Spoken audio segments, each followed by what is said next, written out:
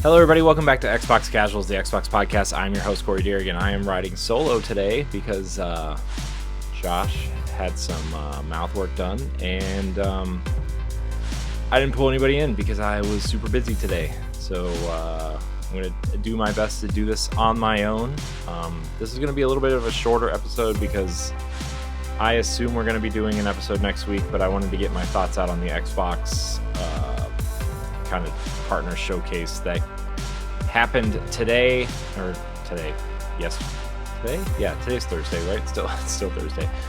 Sorry, I just got done recording an episode of Tower Casuals, and I am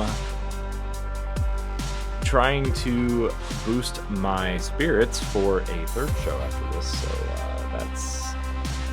it's been a pretty crazy week, but I'm getting through it. So I've been trying to figure out how to kind of combine our efforts across all the podcasts and stuff that I do, and my teams do, and Josh and I do, and trying to find a nice little pathway to kind of keep these verticals under an umbrella. And so it's been busy, plus recording a bunch of other shows and having interviews and all kinds of stuff. So yeah,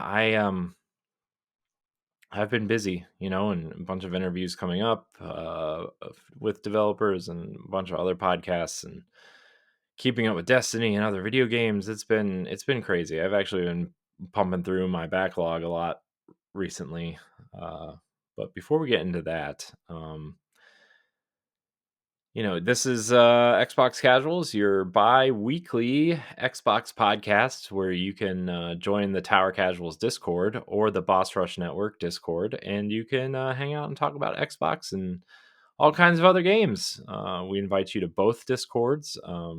Boss Rush Media is the umbrella over which Tower Casuals and Boss Rush Podcasts and the variety of podcasts live. And we kind of have three verticals going right now, and it's been really interesting to see how they've all evolved over the last 5 years.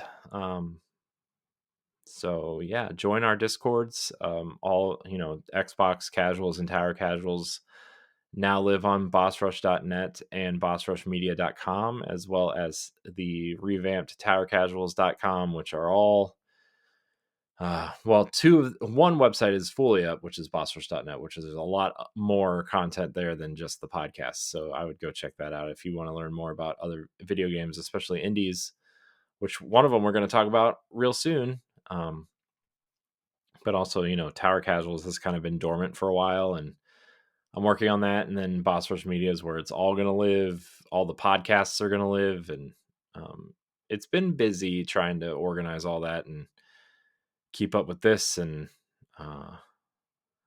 also like life stuff, like living life, working, family, kids, all that stuff. And trying to figure out what to do with this dumb Patreon, because I don't want to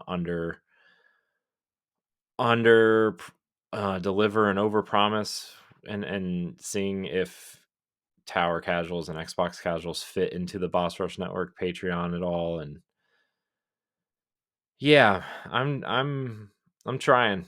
We're all trying. We're all trying to do our best, and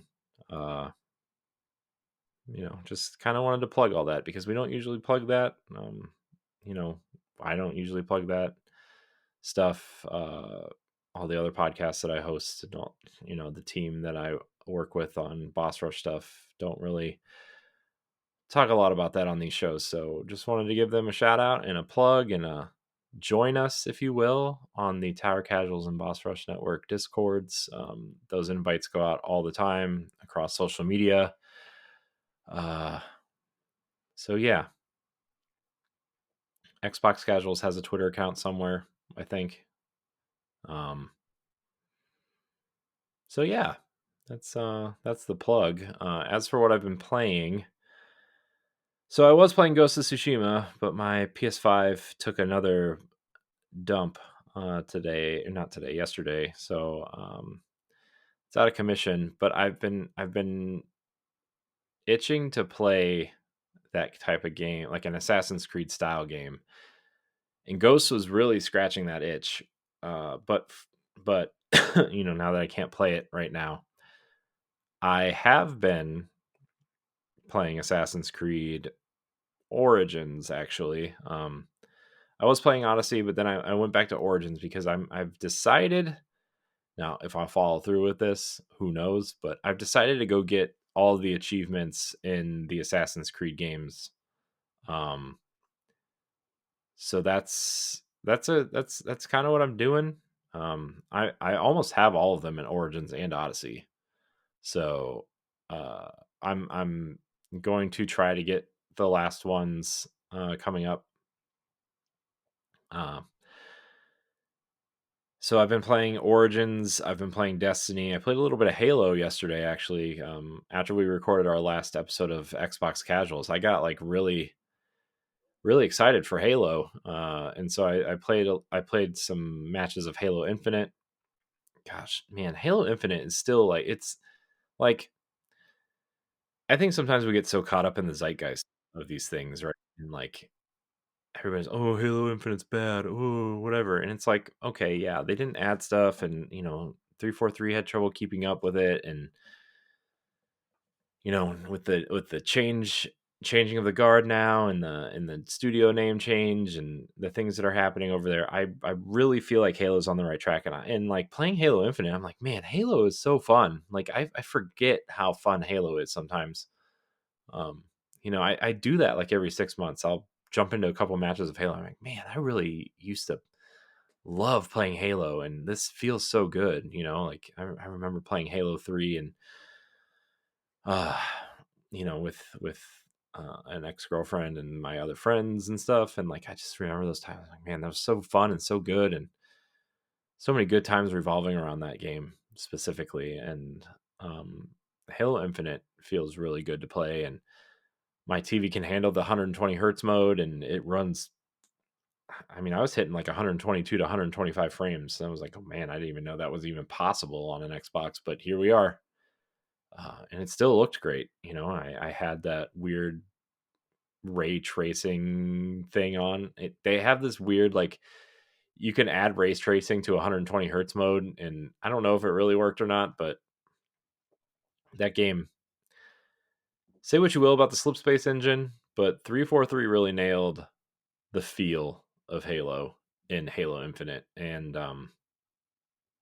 really enjoyed playing that multiplayer stuff. So I've been playing that. Let's see, Assassin's Creed Origins. I'm gonna go back to Assassin's Creed real quick. I don't really like the controls in Origins. Um, and I'm not talking about like the shoulder button attack stuff. Like it feels a little bit clunky, which is why I've been hesitant to play Valhalla, because I know it's that team, and I know that it's going to feel a little bit heavier. But playing going from Odyssey to Origins, it feels like, and I know it was two totally different teams that made those games, but it feels like two different teams made those games, you know. And I hope to be done with Origin sooner than later. Which I was looking at some of the achievements, and besides the DLC stuff, like the achievements I need to get are like really stupid. Like really stupid, seemingly easy achievements, hopefully. Um, so I'm looking forward to doing all that. And I actually reinstalled the first game because there are achievements I'm missing in that game, but I'm also like intrigued to go back and play the game in order, if that makes sense. At least up through what Syndicate, which obviously after that they became those like the open world RPGs, and I'm not putting 100 hours into Origins or Odyssey again.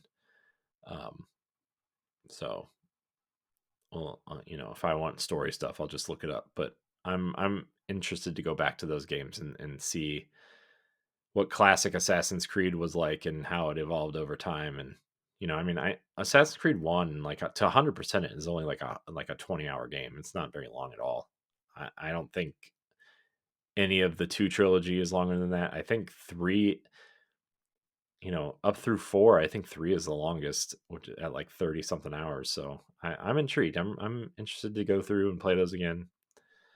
Um, what else did I play? Oh, I'm still on my Disney Dreamlight Valley kick, although this Star Path is not it's not interesting. I'm not gonna go through with this Star Path, which is like their equivalent to like a battle pass, in case you're wondering. What was the other thing I was playing? I was playing something else. What was I playing? I mean, Destiny, I guess. Oh, I've been playing Zelda on Switch, which Zelda's really good. I said this on the Boss Rush podcast, but I really feel like Zelda, for how much freedom you have in that game, ironically feels super repetitive in a lot of ways. And I think I wonder if I'm having trouble trying to figure out if that's because I found echoes that I really like to use to solve puzzles, or if that's just the way the game is designed.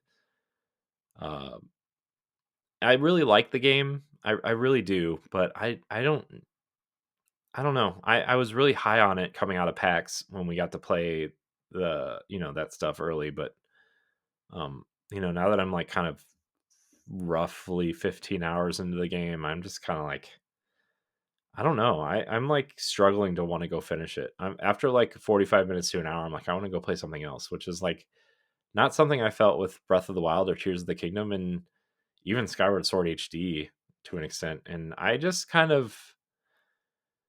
think I'm kind of chalking it up to like, I'm just not a top down 2D Zelda guy. I'm a 3D Zelda person. And I just, I have a really hard time getting into 2D games like across the board. Um, and that's just a me thing, right? That's not like a quality thing. I just, I don't know what it is. I just have a really hard time going backwards or back to 2D stuff. And I don't know. Hopefully sometime I will get back to that, right? But as for right now, I will be, you know, playing the 3D games. I actually want to go back and play Breath of the Wild really bad. So maybe I'll do that. I thought about playing through the 3D games actually, all the way through every single one. I just played Ocarina of Time for book club, but I like sprinted through it because that's just the nature of that show for video game book club for my other podcast, my Boss Rush podcast. But yeah, um I just there's something about the 2D games that I just can't do. So, I mean, I think that's why I put off Link's Awakening for so long. Even though I loved the original Link's Awakening and I love this one, I never felt compelled to keep playing. Like I would play up to a dungeon and then I would like stop and be like, okay, the next time I'll just play through the dungeon and then I'll stop, right? And then I would play through the dungeon and then I wouldn't feel compelled to keep playing in that playthrough or in that play session. So I would like put it down and play something else. And that process just kept repeating until I just kind of got bored, right? And so oh, that's where I'm at, right? So I'm actually been trying to find more open worldy type games to play, kind of like I mean, Ghost of Tsushima was really hitting that for me, but my PlayStation won't turn on. I gotta send it in again, and I think I might just if it comes back and it turns on, I'm just gonna go trade it in. I might just wait for a pro at this point. I wasn't gonna get a pro, but if it's gonna, you know, be better and turn on and do what I want it to do, then I might as well just get it, right? So, um, I can afford it, and yeah. Anyways, enough about what I'm playing, I guess. And I'm just having a really good time playing games and older games, I guess.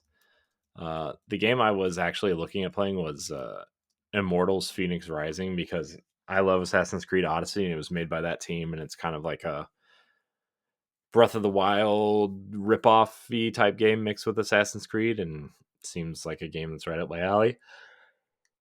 Huh. Excuse me. Did not mean to do that. So that's something I've been looking at on Xbox. I'm not playing it on not playing it on Switch. So even though I own it on Switch, that's my bad, right? So all right, let's talk about Xbox, everybody. Like I said, we're gonna just kind of run through the things that were announced at the partner preview showcase, and then we'll get out of here.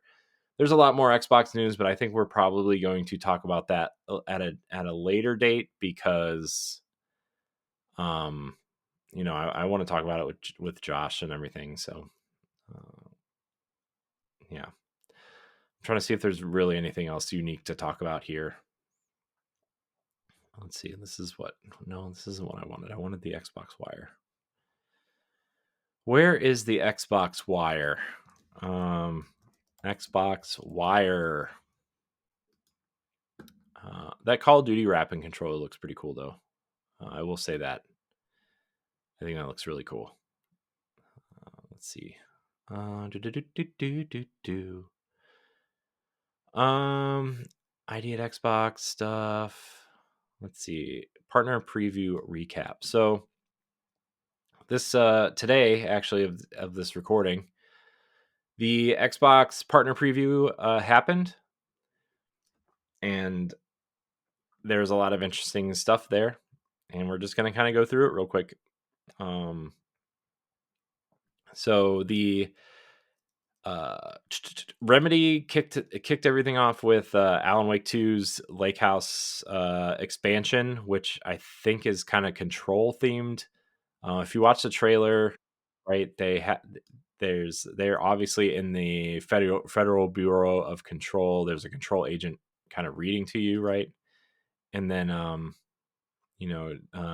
actually it looks like Janina Gavankar is in this DLC, which you may know her from, if you're a TV fan, the shows like The League, or she was the main character in Star Wars Battlefront 2's campaign. She's been in a lot of stuff. She's pretty active. So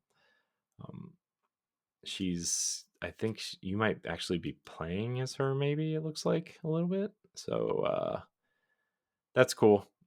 I know people really love Alan Wake 2. I really like Control. I hated playing when I played Alan Wake Remastered. I hated it to the point where I was like, I don't even want to play Alan Wake 2, which is fine. I don't need to play everything, and there are plenty of people out there that need to play everything. I don't feel like I need to. I'm not going to spend $60, $70 on a game that I'm going to play for like an hour just so I can have an opinion on it. Not going to do that. And we do get codes for games, but I usually give them to my writing team or podcast teams, because I don't want my opinion to be altered by a free code for a game. The only codes that I accepted are for Destiny, and that's because I'm a Bungie creator, and I feel like I've been pretty open about the things I don't care for Destiny, and they still care about our opinion over on Tower Casuals. So that's kind of the only exception I have. I mean, aside from like a couple other games that I know I'm not going to review or talk about, like I did get a code from Way Forward for Yars Rising, but I'm friends with them. Adam and James and Tom over there, and Chris. I'm not good friends with them, but we're friendly. We have relationship, and so they give me codes for things that I'm grateful for, and I don't really talk about those games because of that. The Shantae games, those things. So but yeah, I know people are excited for the Lake House DLC. I know my co-hosts Stephanie and Pat are really looking forward to this. They are Alan Wake super fans, So I'm sure we'll be hearing about that in the coming weeks. That comes out on October 22nd. So I guess next Tuesday. And then let's see, is this in order? That's the question. I'm just gonna go how they're listed on the. It looks like they are in order. It looks like they're in order. So, well, maybe they're not in order. I'm just gonna go with the order they're in on Xbox Wire. I do know it ended with. I think it ended with Firebreak, which is Remedy's multiplayer game, but we'll get there when we get there. The next game on this list, Animal Well, which is a kind of pixel art Metroidvania. Tell me where you've heard that before, but it's got a unique twist to it. We actually interviewed Billy Basso, the creator of Animal Well, over on the Boss Rush podcast, Boss Rush Plus podcast feed in particular, if you want to listen to that. He's a really interesting dude. He's very kind of down to earth, and this game has been very successful on other platforms other than Xbox. Obviously, it's just now coming to Xbox. I think it's out today as of this recording. It's very fun and interesting. I recommend people go look at it and play it. It is a beautiful game. It is beautifully crafted. And I think, Billy is a wonderful human being. And so I think you should just buy it to support him. But if you also enjoy good Metroidvanias, you should check out Animal Well. It's cool. Let's see. Blind Fire is the next game on this list. It's a first-person shooter set entirely in the dark. Let's see what this trailer looks like. I kind of missed some of this stuff. I was kind of so yeah, like in the dark. Whoa. Okay. See, this type of thing would bother me. It's got the cyberpunky feel. It's coming to Xbox Game preview. So this game's set entirely in the dark. It's got a lot of blacklight effects. It looks like I can't tell. It looks like it's a whoa, interesting. It looks like Ghost Runner. Actually, the characters in this game looks like Ghost Runner. It's let's see. Let's read this description. The most important tool in an FPS isn't your gun, it's your eyes. So what happens in an FPS set entirely in inky black arenas? Blind Fire is here to answer that question. The fascinating new idea from Double 11 got a world premiere and shadow drop during the partner preview, showing off how you need to use tools, traps, and echolocation to seek out your targets in this fast-paced shooter. It looks interesting. It's very cyberpunky, very full of neon and explosions and all that kind of stuff. It looks cool. It's out on Xbox game preview and Windows today through early access, so you can check that out now. The one of the other games that was announced today was Bloober Team's new IP called Chronos: The New Dawn. Is a mind-bending survival horror game from Bloober Team. Bloober Team just released the Silent Hill 2 remake. They also created The Medium and Layers of Fear is what they're most known for. I think they also made that Blair Witch game a few years ago. Bloober Team brought us this world premiere of a fascinating new game that takes us in a new direction for the studio. The third-person survival horror set across two distinct time periods. Chronos: The New Dawn introduced itself with an enticingly strange trailer involving a game of chess, a very big spacesuit, and some horrifying creatures. The game itself will take us both in the 1980s, communist Poland, in the futuristic wasteland following a pandemic known as the Change. A glimpse of gameplay showed us quite how spooky this is going to get, and we can't wait to see more. So if you're into survival horror games, that looks interesting. Eden's Zero is an anime action game coming to Xbox in 2025. All right, let's see. Let's see how weird this looks. Oh gosh. Okay, this.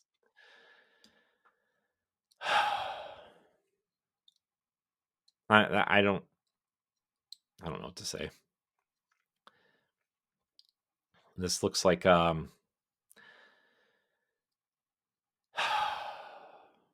I don't even know what to tell you what this looks like. Just watch it for yourself. I'm sure someone's getting really angry at me right now, but that's fine. Based on the Hiro Mashima manga and the anime series of the same name, Eden's Zero is a third-person action game that saw its world premiere during the show. Set in a unique sci-fi universe of the manga, you'll take hero Shiki Granbell across the universe in search of a cosmic entity, Mother, gathering new characters, each with their own abilities as you go. Eden Zero will be released in 2025. Cool. Eternal Strands. Let's see what this is. Oh my gosh, why are all these trailers so loud? Okay, so this game looks pretty cool. Let's see. So this is the game that everybody said looked like a better version of Immortals Phoenix Rising. Okay. Definitely want to keep an eye on this. And I think this game looks really interesting. Sorry, I'm just watching the trailer. When I'm stopping, I'm watching the trailer, so I apologize, everybody. Combat looks interesting. Very colorful. Looks very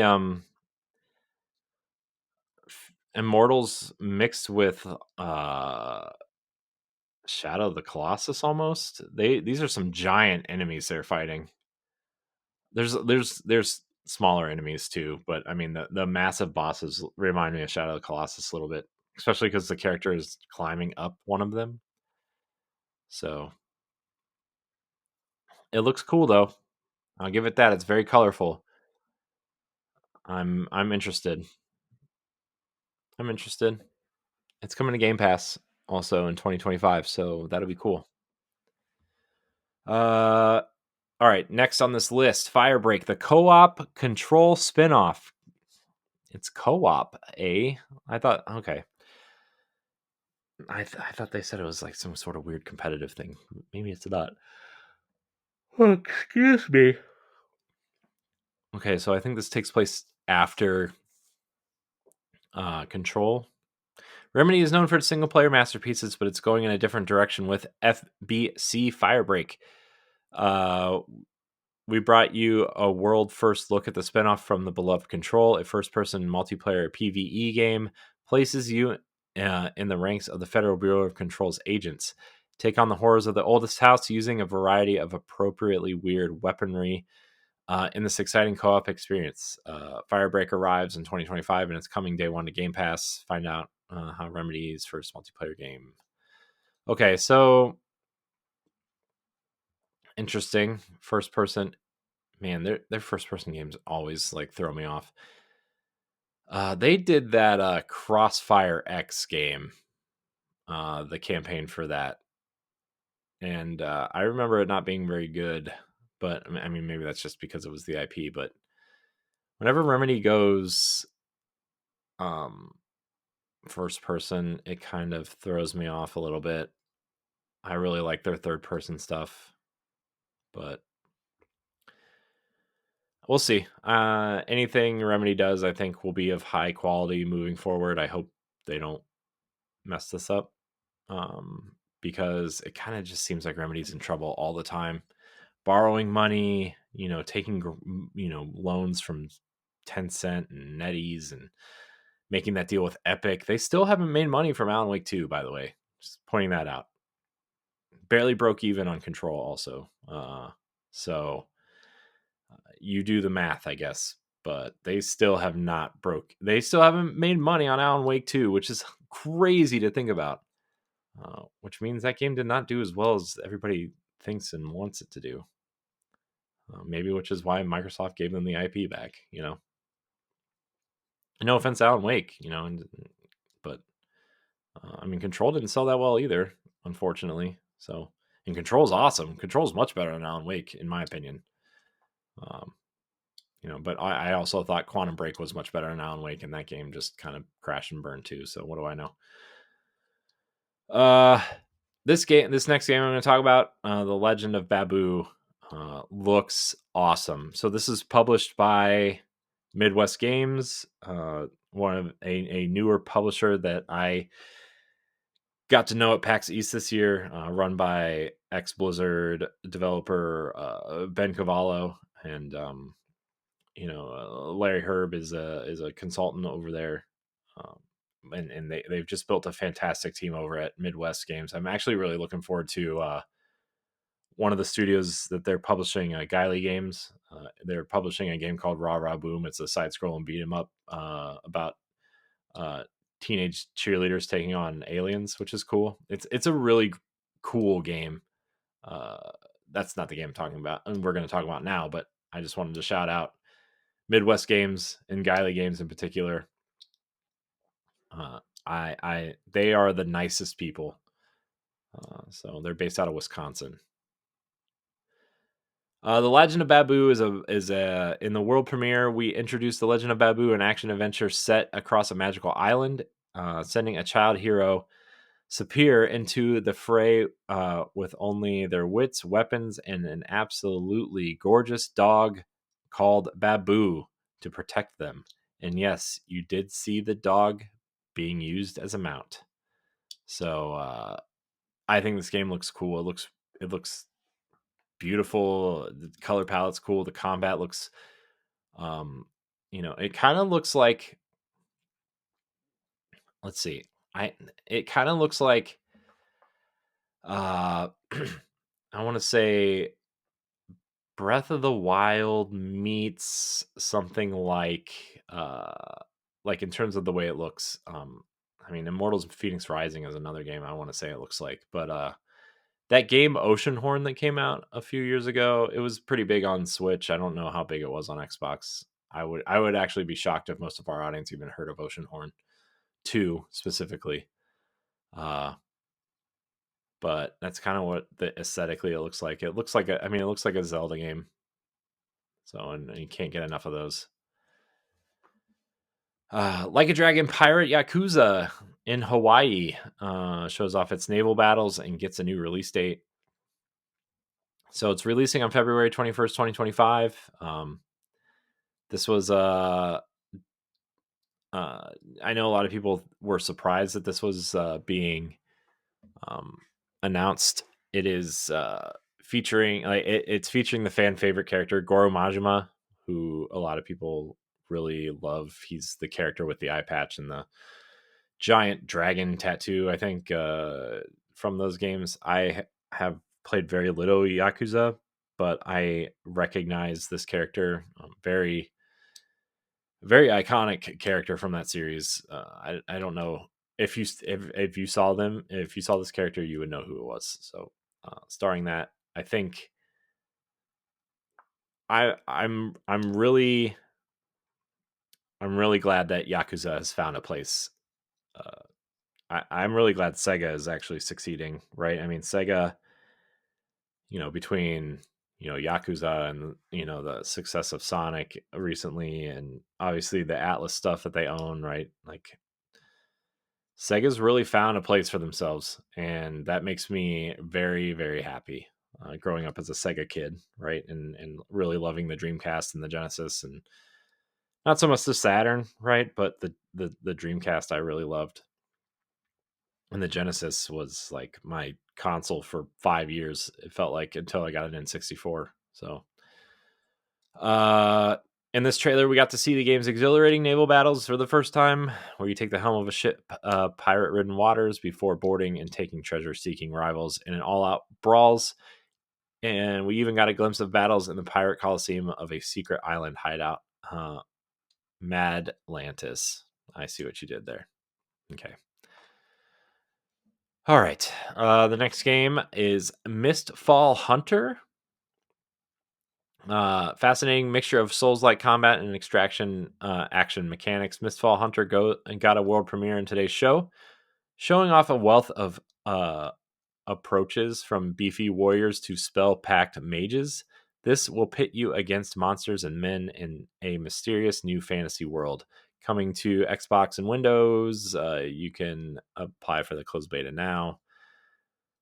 So it seems like a multiplayer experience. The trailer looks pretty, I'll just say, conceptual. There's not really a lot of gameplay in here. I mean, I guess towards the middle, there's a little bit of gameplay here. It looks very it looks like a Souls game. It looks a little faster paced than a Souls game. I'm gonna be honest with you. You can do the sword and shield thing, but there's double weapons, and this looks much faster paced than a Souls game. I guess. Yeah, I don't know. Man, that term Souls like is thrown around so much. It just, I mean, not everything that's a third person action RPG is a Souls like, guys. Come on. Anyways, I could do a whole episode of the podcast based on the term Souls like and like what games are and aren't that use that topic. But anyways, just because it has big monsters and it's hard doesn't mean it's a Souls like. That's I'm just saying here, man. Like it doesn't have to be that. Mouse PI for Hire brings cartoon chaos to Xbox. So this was one of those games that was shown off right when Steamboat Willie went into the public domain. The Steamboat Willie version of Mickey Mouse. And this looks like so this is a first person shooter that takes those old school kind of, that Cuphead aesthetic, black and white version, like a 30s animation first person shooter, and it looks interesting. I'm interested to see what this looks like. I don't really care about this game. It looks, it's animated wonderfully. It looks great, but I just, I honestly could care less, to be honest. And no, it's not because I'm a Disney fan and this is making fun of Disney very clearly, but I just, not super interested in it. So I also wasn't very interested in Cuphead. I thought it was amazingly animated, but playing it, I was just like, meh. I don't really need this. And then they showed off Phasmophobia, which is that long time kind of popular PC horror game that's coming out. Subnautica 2 enters early access in 2025, and I think that's going into Xbox Game Preview also. It's coming to Xbox, so you can check that out. Subnautica is like a underwater survival game, so I think that's available on Game Pass now. Actually, the first one. Wheel World is pedaling onto Game Pass. So Wheel World, let's watch this crazy trailer. I'm not 100%. So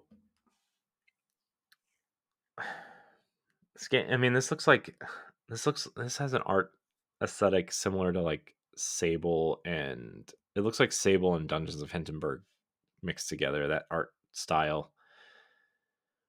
I like that aesthetic when it's, but like for me, and this is nothing against this game in particular. It could be amazing, right? But like this art style annoys me when it's not done perfectly. And that's just like the art major in me, I guess. But I just, the lighting is off, and then that just makes the colors look bland and flat. And that, like, when things look flat, it bothers me. And I'm not talking flat as like a flat texture. I'm talking flat as in just like kind of boring and no lighting and just kind of off in a way that is unpleasing to the eye. And this game kind of gives off those vibes. Granted, it's not done yet. It's coming next year. I hope they do something with the lighting. I had this problem actually with the recent Mario and Luigi game too, the Brothership RPG, until the last time I saw it, where it looks like they actually fixed all the problems that I had with it when they first showed it off. So I don't. Maybe it was just a weird trailer that we watched, but um, I had an issue with that too. Wu Chang Fallen Feathers. So this is the last game on this list. After a reveal at the Xbox Game Showcase earlier this year, we got a new look at Wu Chang Fallen Feathers, offering new hints to its dark fantasy storyline. Set in the late Ming Dynasty, the new trailer showed off a lot of action, including uh, multiple bosses, from a horrifying centipede monster to a woman who can transform into what appears to be a living scarf made from the skin of an Arctic fox. Uh, it's shaping up to be quite a journey. Wu Chang Fallen Feathers arrives in 2025. So overall, pretty decent partner showcase. Nothing super big here. Um, no major third party stuff here. I'm kind of surprised some stuff wasn't here. But again, uh, a lot of stuff is getting delayed, and a lot of stuff maybe that you would expect to be here. Like Call of Duty is owned by Xbox, which could have been here, right? At one point or another. Um, so I don't know. I feel like this is kind of empty, but also like you wanna show these smaller games the same respect that you would show AAA's too. So I understand. I like when a company like Nintendo does it where they mix the smaller games in with the larger games, so they feel like all the games are being treated equally instead of like separated, right? And so I think I let's see, the games I would recommend. I mean, Animal Well obviously I think is a surefire game that Xbox fans will like. Alan Wake the Lake House, if you're an Alan Wake fan, I think that's a no-brainer too. I'm not a survival horror person, so I'm not going to recommend Chronos. Eternal Strands looks really colorful and cool, and I think I am going to check that out when it comes to Game Pass next year. Did they confirm? Yeah, Game Pass next year. The Legend of Babu looks really awesome too. I'm going to be checking that out for sure. Uh, I know a lot of people like Yakuza, so the pirate game looks cool. Check that out, I guess. And I mean, I guess the Wu Chang Fallen Feathers looks interesting. I think this is one of those China Hero Project games. I don't know if that's a PlayStation specific thing, but um, there's a lot of developers coming out of China now that are developing great games. I mean, look at uh, Wulong Fallen Dynasty, right? Like that game did amazingly well. And despite what you think of China's government or you know whatever they are, uh, I don't want to take that away from the people of the country, and I think they're doing some great work over there. And um, I hope all these games succeed that come out from over there. So, but that was the Xbox Partner Showcase. Let's see, is there anything else I would like to touch on before we get out of here?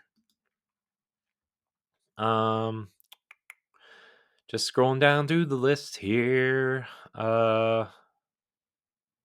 So if you're a Game Pass member, you get a sale this week. Do, do, do. Um, let's see. There's the new wraps for the Call of Duty stuff, right? The Black Ops 6 Xbox accessories are coming, which looks cool. I think I'm looking. Sorry, this is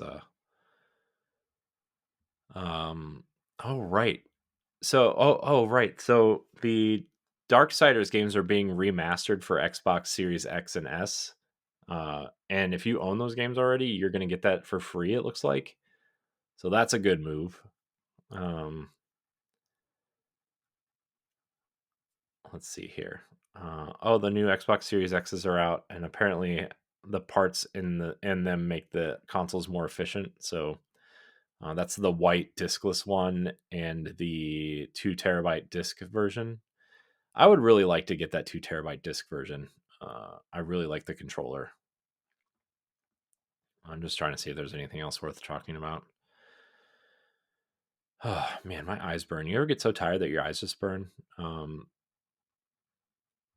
So, uh, so Project 007. Okay, so IO Interactive, if you don't remember, is developing that Project 007 uh, game, and so they're hiring up. They're going for uh, an origin story. So you're making what, Casino Royale? Is that what you're making? I'm really tired of origin stories, man. Like James Bond has been around for 60 years. We know who he is. You don't need an origin story. I'm sorry. I'm really looking forward to this game. I'm a pretty big Bond fan. But like you don't need a origin story, and they came out and kind of said that they are really hoping that this turns into a big new trilogy for them. Okay, that's fine. They are going to craft a young Bond that gamers can apparently call their own and grow alongside of. Great. You know why they're making their own Bond? Because they haven't cast a new one yet. So that's why they're making their own Bond. Let me tell you, this Bond is going to look like a generic white dude with brown hair and British accent. I'm with all that said, I don't mean to trash their project. I think I'm really actually very excited. I think IO is actually the perfect developer for a Bond game, like a real Bond game with gadgets and sneaking around and not just making a first person shooter. I mean, we always think of Bond as the first person shooter, right? Of GoldenEye and the original Xbox era games with Agent Under Fire and Nightfire, and From Russia with Love was a third person shooter, but it was still a third person shooter. I think Tomorrow Never Dies on PlayStation was a third person shooter also, but and then there was 007 Racing, which wasn't even a racing game. It was just car combat missions, which was fine. It was cool. It was an interesting idea. But I hope this is good because I think IO is perfect for it. So, but I think that's going to do it. I don't think there's anything else I really need to talk about right now because we're going to talk a lot next week about stuff.